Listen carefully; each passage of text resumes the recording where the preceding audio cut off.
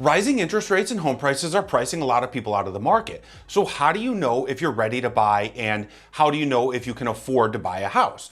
So in this video, I'm going to walk you through exactly what to look for and how to determine whether or not you're ready to buy a house in this market. So let's jump into it. Hey, what's up guys? I'm Ben Sun. Welcome to my channel. If you've been here before, welcome back. If this is your first time, welcome for the first time. I don't just talk about home ownership and wild housing markets. I also talk about things like personal finance, investing, and real estate. So if that interests you, please hit that big red subscribe button. Home ownership is one of the best ways to start building wealth. You can increase your net worth by building equity in the home. You can effectively lock in your monthly expenses because you're not paying a landlord each month and you don't have to worry about them increasing your monthly rent. And you can use the equity in your home as a financial tool. But my generation, the millennials and Gen Zers, have consistently said that they want to buy a house, but they can't. And then when I talk to them about buying a home or about getting pre-qualified, a lot of them are actually surprised that they actually can afford to buy a house.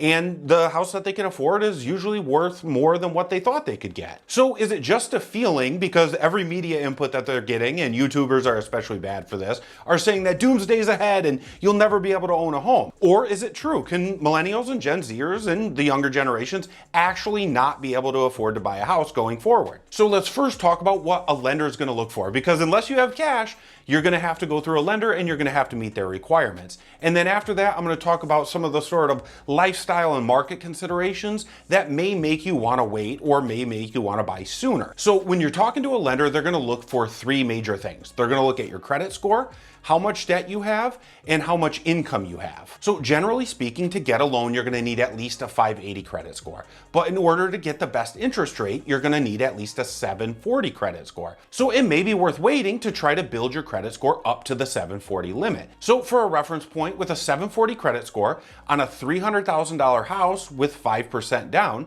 you would save about 0.5% on your interest rate, $5,300 on your closing costs, and about $100 every month just for having the 740 credit score over the 580 credit score. So it would be well worth it for you to try to get your credit score up. And again, this is a tiered system. So 580 to like say 620 is going to be the lowest or the highest interest rate that you're going to get.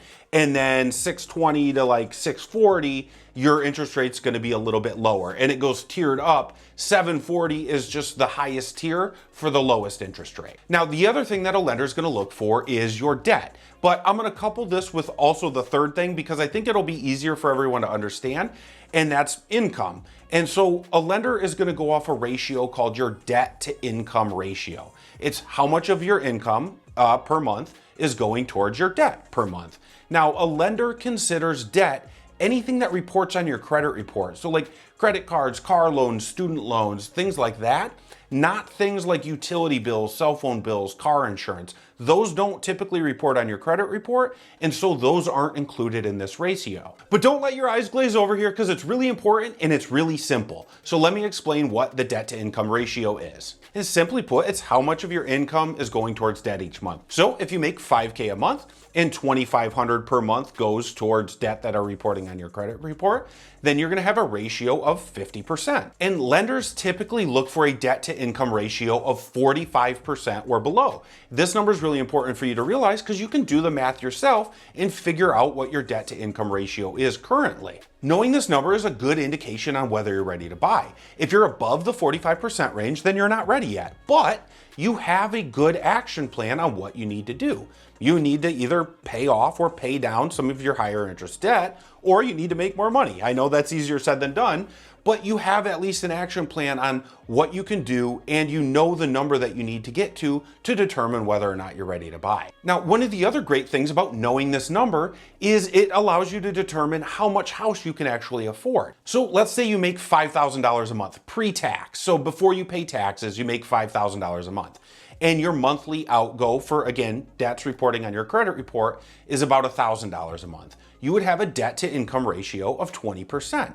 That means you could afford to buy a house to get to our 45% number of about $1,250 per month. Now, that's just one piece of the financial consideration. The other financial consideration is, can you afford the down payment and the other costs that are associated with owning a home? For whatever reason, some people still believe the myth that you have to put 20% down in order to buy a house. That's absolutely not true. Conventional allows you to put 3% down, FHA allows you to put 3.5% down, and both of those you can use down payment assistance programs. If you haven't yet checked out my video on how to find down payment assistance programs in your area, it's going to be right up there. And if you qualify for those, or you can find one of those in your area, that could effectively allow you to put 0% down. Banks and lenders are also starting to go to a zero down, zero closing cost mortgage. So that's going to be a mortgage that is truly zero out of your pocket. The only catch is that they're going to be in underserved areas. So if you're living in an underserved area or you're looking to buy in an underserved area, keep your eye out for those because they could be highly beneficial to you. Now, the reality is that nowadays it's pretty easy to get into a home for low cost out of pocket to you. Again, there's down payment assistance programs, there's low closing cost programs, there's low down payment programs. It's usually pretty easy to get into a home for fairly low cost to you. But the other aspect of knowing whether or not you can buy is, can you actually afford home ownership, meaning the other costs of owning the home. So when I first bought my house, I was completely unprepared. I didn't really have any furniture. I had lived in an apartment before, so I had some furniture, but moving from a small apartment into a house, there's other stuff that you have to consider buying. I got a lot of it from like family and friends and like thrift stores, and I kind of tried to do it as cheap as possible, but there's a lot of other things that you don't consider, like tools or a lawnmower or, you know, certain silverware and stuff like that really adds up. And you come to realize that as a homeowner, you kind of need that stuff. So there's things that you want to plan for, and you want to have a little bit of additional money, like an emergency fund, to where you can help buy some of that stuff when you need it. I wouldn't recommend just going out and buying a bunch of stuff right before you move in.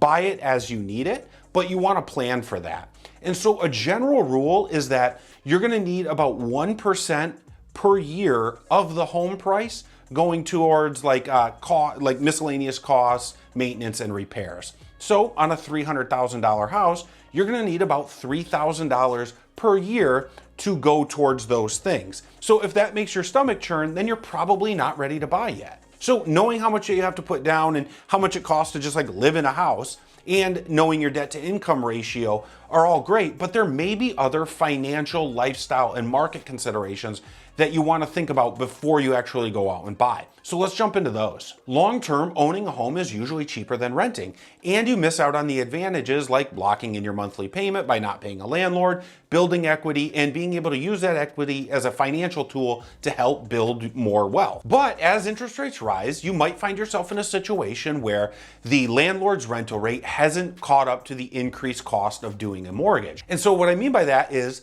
in early 2022, interest rates were about 4%. Now they're about 7%, and they're still rising. So on a $300,000 house, you're gonna have about a $750 per month difference than what you would have if you would have bought in early 2022. Now, landlords, at least most of them that I know, haven't been able to raise their rates by that $750 per month because they're not charging you mortgage interest. So it might be cheaper, or it probably would be cheaper, not long term, but it probably would be cheaper for you to continue to rent and sock away that difference if you're not ready for a down payment or the other additional costs of owning the home. For the past decade or so, you used to be able to move up or move around in houses every couple years and it not impact you at all because the home prices were going up at such a high rate and the interest rates were staying pretty consistent. So you could sell a house, you'd have a little bit of equity in the house, so it wouldn't prevent you from being able to sell. And the interest rate was pretty much the same as when you bought your house, so you weren't really taking a hit there.